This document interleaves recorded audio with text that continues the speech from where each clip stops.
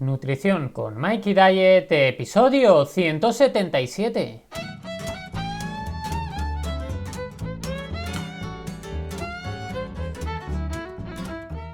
Buenos días, buenas tardes o buenas noches, dependiendo la hora que me estés escuchando. Y bienvenidos a Nutrición con Mikey Diet, el podcast donde aprenderemos todas esas cosas que nos van a servir para perder peso, cambiar hábitos y conseguir nuestros objetivos. Os recuerdo que podéis entrar en mi web mikeydiet.com, mykdiet.com, y allí, aparte de todo el contenido que voy subiendo, podéis contactar conmigo para tener una consulta y que os prepare vuestro propio plan nutricional, acompañándoos paso a paso en el proceso. Y recordad que podéis poneros en contacto conmigo para cualquier otro tema a través de mikeydiet.com/contacto. Y bueno, ya estamos a viernes 24 de enero del 2020. Sí, efectivamente, ya volvemos a estar a viernes. ¿Cómo va pasando la semana? Madre mía, qué velocidad. Además, esta semana, al menos en mi caso, ha sido muy interesante por muchas cosas que espero que salgan bien y entonces pueda contároslas poco a poco. Pero bueno, ya fuera de eso, como buen viernes y justo antes de empezar el fin de semana, vamos a ver las noticias de la semana. Y vamos a empezar con una de hola.com que se titula "Así puedes adelgazar si tienes más de 40 años" y subtitula "Existen diversas causas que hacen que engordemos a medida que cumplimos años, pero se puede contrarrestar este proceso natural". Y bueno, ¿qué nos está contando este artículo de Hola? Bueno, comienza diciéndonos que es innegable que a partir de cierta edad, sobre todo de los 40 años y tras los 50, resulta mucho más difícil adelgazar, es más probable que engordemos, etc. Y además nos dice que hay una serie de factores que son por los que engordamos. Vamos a ver cuál nos dice que son. Dice que hay un menor gasto energético. Esto es cierto, es verdad que con la edad el gasto energético suele ser menor, es decir, que cuando somos más jóvenes tenemos un mayor gasto energético generalmente. Luego también habla de una pérdida de masa muscular. También es verdad que se ve que existe esa pérdida de masa muscular, ¿no? Es decir, en esto tienen razón de que se ve una pérdida de masa muscular. Esto también provoca que, pese a que a lo mejor la báscula no se mueva tanto, como cambia la composición corporal, ganamos grasa, perdemos músculo, sí que nos vemos pues como más hinchados. Pero no es hinchazón de que retengamos líquidos, no, es simplemente ese cambio en la composición corporal que no estamos evitando. A ver, está claro que no vamos a poder evitarlo al 100%, porque al final envejecer es envejecer, pero sí es cierto que podríamos evitarlo más de lo que lo hacemos. Luego también habla de que sí, que la menopausia engorda, y habla del tema de que hay un desequilibrio hormonal, de los estrógenos, de la progesterona. Bueno, un poquito también habla de este tema, que también es verdad que influye. Aquí no están diciendo ninguna mentira. También generalmente nos movemos menos a partir de esa edad, totalmente cierto. También habla de que el sueño es otro de los factores que hace que se engorde con la edad, porque no conseguimos descansar lo suficiente. Sí es verdad que aquí hay estudios un poquito en las dos direcciones, ¿no? Porque también es verdad que parece ser que aunque se duerme menos es porque tampoco se necesita dormir tanto. Entonces en ese sentido también está un poquito ahí en el aire. Pero bueno, me parece bien, es decir, es uno de los posibles factores, con lo cual no digo nada acerca de eso del artículo. Y luego también el estrés, la depresión, que pueden afectar al peso y que suelen estar acentuados cuanto más edad tenemos. ¿Por qué? Porque sí es verdad que cuanta más edad, más obligaciones. Está claro que no tienes las mismas obligaciones con 40, 50 años, ni las mismas preocupaciones que tienes con 20. Generalmente, por supuesto que va a haber personas que con 20 tengan muchas más preocupaciones que otra persona durante toda su vida. Pero estamos hablando un poquito de lo común, de lo general. Es decir, aquí por ahora estamos de acuerdo en lo que dice. ¿Qué ocurre? Que ahora nos dice qué hacer para adelgazar si tienes más de 40 años. Bueno, lo primero que dice es una vida saludable. Pone, no debemos esperar a engordar para perder peso. Unos buenos hábitos dietéticos desde siempre evitará que tengamos que vernos obligados a adelgazar. Completamente cierto. Es decir, una de las mejores maneras de evitar todo esto es ponerse manos a la obra antes de llegar a esa edad. Porque cuando ya llegamos a esa edad se nos complica mucho. Luego también hablan de controlar las cantidades de comida. Bueno, voy a leeros lo que pone y ahora hablamos del tema. Pone que hay que ajustarlas a tus necesidades, que a medida que nos hacemos mayores disminuye si nuestra actividad no ha aumentado. Un truco es comer en plato de postre. Comer 5 veces al día también puede ayudarnos a no superar estas cantidades. Bueno, vamos a ver. Lo del truco de comer en plato de postre sí es verdad que en ciertas personas puede funcionar porque psicológicamente como que piensas que hay, digamos, más comida en el plato y demás, ¿vale? Entonces, bueno, este es un truco que en ciertas situaciones individuales, por supuesto individualizando esto, yo es que no lo daría como una pauta general para todo el mundo, individualizando mucho sí es bueno utilizarlo. Pero el tema de comer 5 veces al día ya lo hemos desmontado un montón de veces, es decir, ya es algo que es de la nutrición dinosauria, ¿no? Del hecho de que no hace falta realmente comer 5 veces al día. Todo va a depender de la persona. Va a haber gente que le venga muy bien comer esas 5 veces al día, mientras que va a haber otras personas que es que no les va a servir para nada. Y de hecho ya hemos hablado varias veces del ayuno intermitente, que podría llegar a ser una herramienta que pudiese ser útil. Entonces, en ese sentido, sí es verdad que lo de comer 5 veces al día es algo absurdo, que no hay que preocuparse por ello. Y luego lo de controlar las cantidades. A ver, hay formas y formas de controlar las cantidades y también es que depende mucho a nivel individual, porque por ejemplo lo que decíamos, el plato de postre que han dicho es que para algunas personas sí, para otras no, las 5 comidas al día para unas personas sí, para otras no.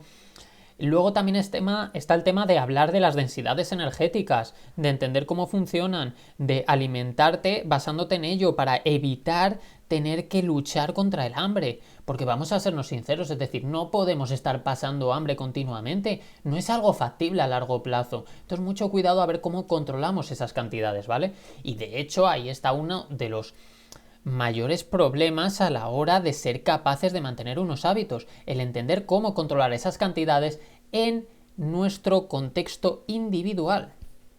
Bueno, luego el tercer punto que nos dice es dividir las proteínas, si os leo. Te ayudan a optimizar la síntesis proteica, te sentirás más saciada y te ayudará con el tiempo a no engordar más. Incluye pues las proteínas también en el desayuno. Bueno, a ver, es verdad que dividir la cantidad, vamos, las ingestas proteicas hasta un máximo a lo largo del día aumenta la síntesis proteica. Sí, es verdad. ¿En dónde? En deportistas. En general, población general, estamos hablando, población que simplemente intenta llevar un estilo de vida saludable, no necesitan esto. Esto, de hecho, en deportistas muchas veces se preocupan también por estas cosas cuando lo básico no lo tienen bien. Es lo que también hablo muchas veces, ¿no? Las prioridades, digamos como si hiciésemos una pirámide de prioridades. Esto no estaría en la base. Pero es que no solo es que no estaría en la base, es que en población general ni siquiera aparecería en esa pirámide de prioridades, porque no es necesario lo de optimizar esa síntesis proteica.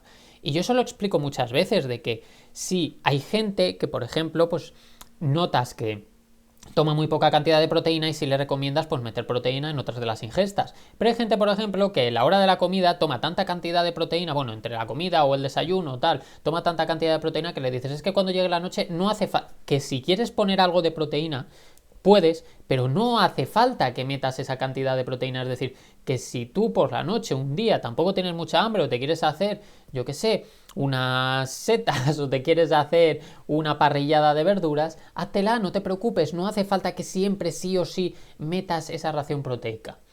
¿Que puede ayudar a la saciedad? Sí, pero a nivel individual y dependiendo de cuál sería la otra opción. Claro, si la otra opción es meterte un plato de pasta por la noche, hombre, pues preferiblemente tómate a lo mejor esa ensalada que te ibas a tomar con atún. Pero si tú tampoco tenías mucha hambre, simplemente querías tomar algo porque, bueno, tenías un poquito y habías pensado en hacerte, pues, una preparación con setas, una parrillada de verduras, es decir, algo que en definitiva iba a ser preferible a meter una ingesta proteica que ya no necesitabas, ojo, que ya no necesitabas, estoy hablando, pues entonces no es necesario hacer eso. Y sobre todo lo de dividir las proteínas, no. Es decir, no te tienes que andar preocupando de dividir las proteínas en las distintas comidas, no pasarte de estos gramajes. Eso en población general no hace falta. Luego, por supuesto, todas estas cosas que os digo, dentro de lo que sería la consulta individual de un nutricionista con un paciente concreto que tiene un contexto concreto y unos hábitos concretos, puede variar y a lo mejor a esa persona sí que le digo que lo divida, pero puede que tenga otras razones para decírselo. Ahí está el punto. Y de hecho creo que esta es la parte en la que muchas veces se confunde con el mensaje que damos a población general y el mensaje que a lo mejor saca una persona de su propia consulta individual, porque hay ciertas cosas que hay que adaptar. Y la adaptación es la base de poder realmente funcionar correctamente y de que realmente esa persona pueda conseguir esos objetivos y pueda cambiar esos hábitos. Bueno, y el cuarto punto es ejercicio adaptado a tu edad, y os lo leo. A pesar de que quizá no te veas con la energía suficiente para hacer el mismo ejercicio que realizabas cuando eres más joven, no puedes dejar de lado la actividad física. Puedes caminar a paso rápido, hablar con un entrenador personal para que te ayude a diseñar un entrenamiento apto para ti o, si vas a apuntarte al gimnasio, escoger una actividad que te guste para motivarte más. Aquí en este párrafo hay algo que comparto y algo que no. Es decir, comparto perfectamente lo de que el ejercicio tiene que estar adaptado, pero no a tu edad. Estoy hablando de que el ejercicio tiene que estar adaptado simplemente. Es decir, es probable que si tú llegas a los 40, 50 años, no has hecho nunca actividad física, cada vez estés más cansado, cada vez tengas menos ganas, cada vez tengas menos energía y cada vez aguantes un entrenamiento menos fuerte. También es cierto que existe una disminución del rendimiento, que si tú estás en un rendimiento alto es probable que vayas a ir perdiendo rendimiento a medida que vas avanzando en tu edad. Todo eso es lógico. Pero el ejercicio tiene que ser adaptado, en el sentido de una persona que nunca ha hecho ejercicio y de repente a los 40 empieza a hacer ejercicio, por supuesto que tiene que empezar con un ejercicio ligero y por supuesto que tienen que adaptar ese ejercicio realmente a las características individuales de esa persona. Pero es que una persona de 20 años que tampoco ha hecho ejercicio nunca, que lleva unos malos hábitos y que lleva una vida muy sedentaria, también va a requerir un ejercicio adaptado que va a ser muy suave y que no va a poder empezar de golpe. Está claro que una persona de 20 años que empiece de golpe a lo bestia va a aguantarlo mejor que una de 40 que empiece de golpe a lo bestia y de primeras. Eso está clarísimo. Pero es el hecho de que hay que adaptarlo y da igual. Es decir, una persona de 40 años puede que tenga un entrenamiento mucho más duro que la persona de 20. ¿Por qué? Porque a lo mejor ese de 40 lleva toda la vida entrenando. Sin embargo, el de 20 no había entrenado nunca. ¿Veis la diferencia, verdad? Entonces sí, está claro, ejercicio adaptado a tu edad, escoger una actividad que te guste, que vayas a mantener a lo largo del tiempo. Si tú vas al gimnasio diciendo que pocas ganas, que aburrimiento, encima la rutina es que esto no es para mí y tal, pues es lógico que vayas a dejarlo. Entonces también hay que buscar esas actividades que te motiven más. Y esto sí es verdad que me ocurre muchas veces, que yo estoy en consulta y me preguntan cosas como, ya, pero ¿no es más óptimo que haga este tipo de entrenamiento o este otro? Sí, a ver, está claro que probablemente hay entrenamientos que son más óptimos que otros para conseguir ciertos resultados, ¿de acuerdo? Por ejemplo, si tú lo que estás buscando también es un poquito de hipertrofia muscular, está claro que va a ser mejor un entrenamiento, una rutina dedicada, diseñada solo para ti y tal, que meterte a lo mejor en una clase colectiva en la que también tocan tema hipertrofia. Sí, puede ser. Pero es que también tienes que pensar qué vas a hacer a largo plazo. Si para ti realizar una típica rutina con pesas es algo muy aburrido, es preferible que hagas una que sea menos óptima para el objetivo, pero que vayas a mantener a largo tiempo. Y esto es lo más importante, tanto en el ámbito de la alimentación como en el ámbito de la actividad física y realmente en prácticamente todos los ámbitos de nuestra vida.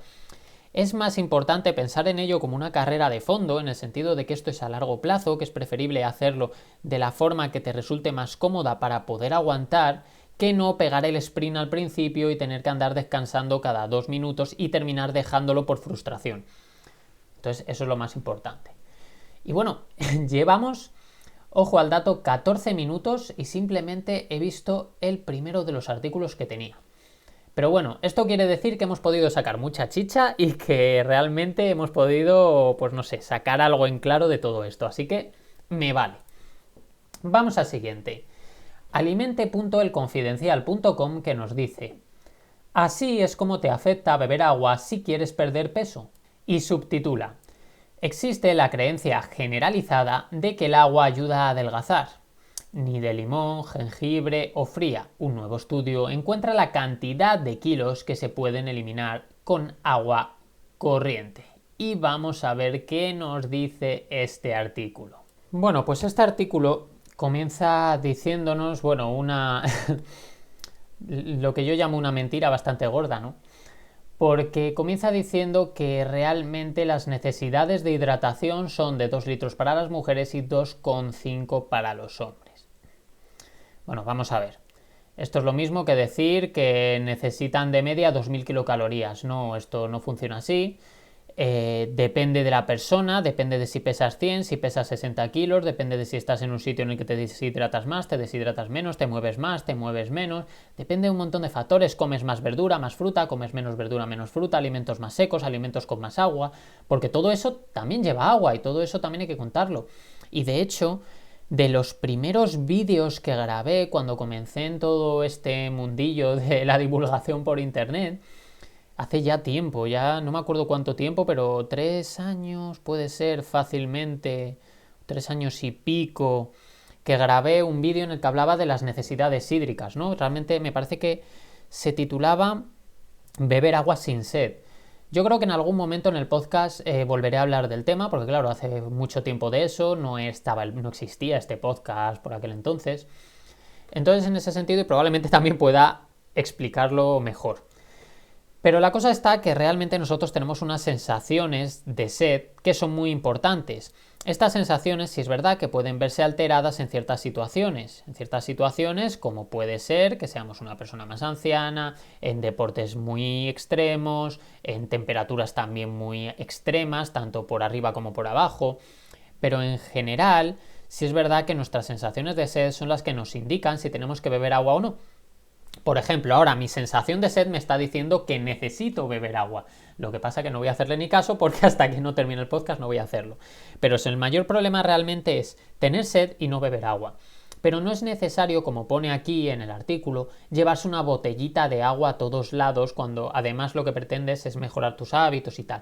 No, no es necesario, simplemente beber ese agua que realmente necesitas y que tu cuerpo te está pidiendo. Luego podéis decirme, bueno, pero hay casos individuales en los que sí, siempre, de todo hay casos individuales. Pero casos individuales no son la norma. Entonces, yo si tengo que dar una recomendación la tengo que dar en base a lo que sería más la norma y no los casos individuales. Claro, aquí también podríamos decir, bueno, pero han dicho los 2 litros o 2,5, por eso, digamos, esa generalidad, esa norma. Pero es que tampoco funciona de esta manera. Es decir, sí que puede cambiar muchísimo esta necesidad hídrica como para dar una recomendación concreta. Luego, ¿qué más cosas nos dice este artículo? Porque claro, no solamente nos habla de esto.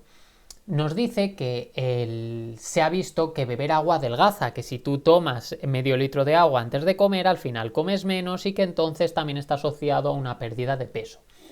Y hablan de una revisión realmente que vio esto y tal. ¿Qué ocurre? Que claro, si sigues leyendo el artículo también ves que es que hay opiniones de todos los estilos.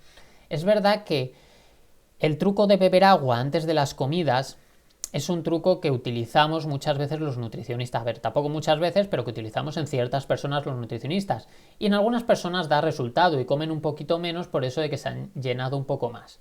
Pero también es cierto, como bien dice, que lo dice Francisco Tinaones de la SEDO, de la Sociedad Española para el Estudio de la Obesidad, que la única evidencia de que realmente hidratarse es bueno es para la función renal y para sustituir otras bebidas como las bebidas alcohólicas, los refrescos cero light, pero que el agua en sí adelgace dice que no hay ninguna evidencia y que ese efecto saciante es mentira porque solo causa la fibra, los nutrientes. Es verdad que no es un efecto saciante como tal. Es decir, cuando tú bebes agua, porque además el agua tiene otro recorrido distinto a la hora de digerir.